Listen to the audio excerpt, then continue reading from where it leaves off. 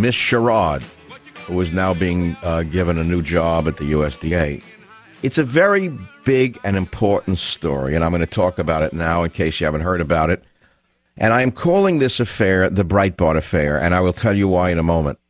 This is a case of a U.S. black civil servant in the Department of Ag who was first fired and is now being offered a new job. And it's all a result of a series of tapes of her speech, which came out, in which she speaks to an audience at the NAACP and apparently seems to be anti-white, bigoted, and prejudiced. The White House jumped the gun based on these tapes and fired her. The NAACP, because they are under fire, jumped the gun and attacked her. What happened is that a day later it turned out that the white farmer she supposedly disrespected and abused came out with the wife of that farmer, and they both said that this black woman was actually very nice and very helpful and actually saved their farm. Well, immediately thereafter, an immediate attack machine went into overdrive, attacking the source of these tapes, namely my good friend and a good man, Andrew Breitbart. Having watched this affair unfold, I'm beginning to believe that the entire affair was orchestrated by the government itself to smear Breitbart and the Tea Party movement. And I believe that this is going to get much bigger rather than smaller as we move into the elections.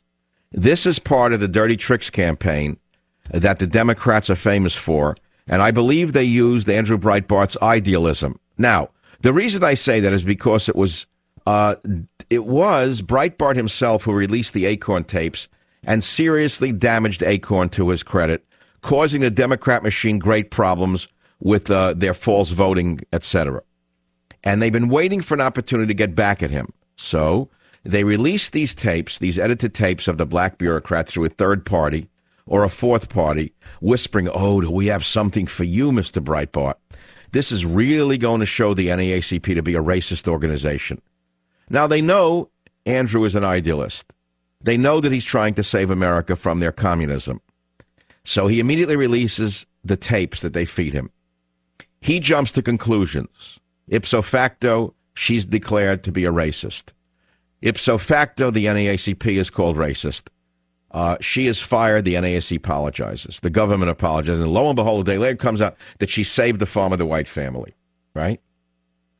So immediately, the White House sends out the human gefilte fish, Robert Gibbs, who now says the government was wrong, and they apologize to the woman, and that he says that 2.5 minutes of videotape should be seen in the context of the whole speech, which is what I've been trying to say to Britain for over a year and a half with no help whatsoever, over a year now.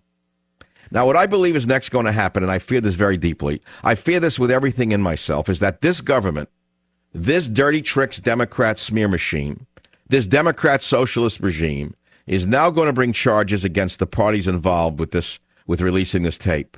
And I believe that they can go to any level if they wish. They are the government. You know, I myself am a victim of selective editing. That's why I'm banned in Britain. So I'm very sensitive to this story, both for the lady who was smeared by the selective editing and the loss of her job. And I'm also sensitive to the fact that the Breitbart group released these tapes without evaluating thoroughly the ramifications thereof with regard to their own safety. My deepest fear is that the government will bring some kind of charges or investigation against Mr. Breitbart and try to destroy both him and the Tea Party movement with which he is closely identified.